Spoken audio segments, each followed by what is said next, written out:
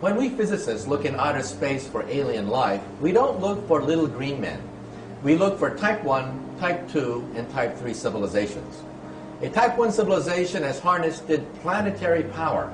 They control earthquakes, the weather, volcanoes. They have cities on the ocean. Anything planetary, they control. That's type 1. A type 2 civilization is stellar. They've exhausted the power of a planet, and they get their energy directly from their mother star. They just don't get a suntan on a weekend. They use solar flares. They use the power of the sun itself to energize their huge machines. Eventually, they exhaust the power of a star, and they go galactic. They harness the power of billions of stars within a galaxy. Now, for example, Buck Rogers would correspond to a type 1 civilization, a planetary civilization. Star Trek and the Federation of Planets, who have colonized a few star systems, would correspond to a type 2 system. And the Empire of Star Wars would correspond to a type 3 civilization. Now, what are we on this scale? We are type 0. We don't even rate on this scale. We get our energy from, not from stars or galaxies, we get our energy from dead plants, oil and coal. But we can calculate when we will attain type 1 status, in about 100 years. Now, every time I read the newspaper, I see evidence of this historic transition from type 0 to type 1. And I am privileged to be alive in the most important era in the history of the human race, the transition from type 0 to type 1. I read the newspaper and I see evidence of this everywhere. What is the European Union? The European Union has been formed to oppose NAFTA, that is the United States, Canada, and Mexico. But why? Because we're seeing the beginnings of a type 1 economy. Huge planetary trading blocks are the beginnings of a type 1 economy. And what language will this type 1 economy speak? Everywhere I go around the world, I find that the elites all speak English as a second language. In the future, the planet Earth will be like that. Everyone will speak their own native language, but on top of that, there will be a type 1 language, probably English. There's also going to be a type 1 culture and a type 1 political system as well. You can go anywhere on the planet Earth and show people pictures of two individuals that are instantly recognizable by any human, Madonna and Arnold Schwarzenegger. In other words, we're talking about Hollywood movies. We're talking about rock and roll, rap music, blue jeans. That's going to be the planetary culture of the planet Earth. And what is the internet?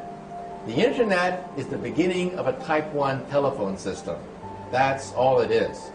And so this transition is perhaps the most important transition of all time. Some people don't want it. They fear this transition because this transition is to a planetary civilization tolerant of many cultures. These are the terrorists. In their gut, they fear this because they know they are witnessing the birth pangs of the beginning of a new planetary civilization, and the terrorists want nothing to do with it. This transition is also the most important because it's not clear if we're going to make it. When we look at outer space, we see no evidence of type 1, 2, or 3 anywhere. No evidence whatsoever. The mathematics say that there should be thousands of type 1, 2, and 3 civilizations in the galaxy.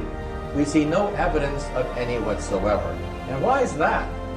Because the transition from type 0 to type 1 is the most dangerous of all transitions. We may not make it. It's a race against time. On one hand, we have the forces of integration, the forces of tolerance, a multicultural fabric emerging before our eyes. On the other hand, we have weapons of mass destruction, germ warfare, nuclear warfare, also the rise of international terrorism. They are obstacles to reaching a type 1 civilization. So in other words, perhaps they didn't make it in outer space. If one day we have starships and visit other star systems, perhaps we'll find planets whose atmospheres are irradiated or whose atmospheres are too hot to bear life because they did not make the transition from type 0 to type 1. Now, by the time you're type 2, you are immortal. Nothing known to science can destroy a type 2 civilization. Even a supernova cannot destroy a type 2 civilization.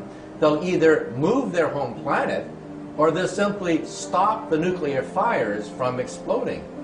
And by the time a civilization becomes galactic, they may in fact have the ability to control the fate of the galaxy itself. By the way, if you're type 3, you will explore the galaxy not by sending Captain Kirk on an Enterprise hopping from star system to star system.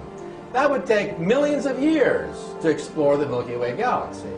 The way you do it is you would create a robot. Have the robot land on a moon. It would create a factory. It would make millions of copies of itself on this moon, which is quite stable, and send these to other moons. Then each of these would create another factory. Starting with one robot, you would have a million, then a million million, and a million million million, until you had a sphere expanding near the speed of light, containing trillions of these robots. They would land on a moon and simply wait for a type 0 civilization to become type 1. Now, where have you seen that before? This is the basis of the movie 2001. The movie 2001 is perhaps the most authentic rendition of the encounter of a type 0 civilization with a type 3 civilization. Now, at the beginning of the movie, Stanley Kubrick interviewed many leading astronomers and scientists, and we laid out this scenario that the most efficient way to colonize a galaxy is to send robots, have them land on the moon, and create a factory, and then they would shoot out and colonize other moons. But at the last minute, Kubrick cut the first 5 minutes of his own film, and the film became super mystical.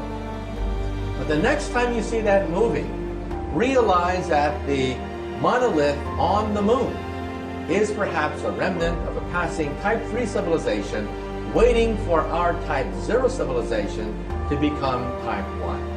And how long before we have an operating moon base capable of detecting such a monolith?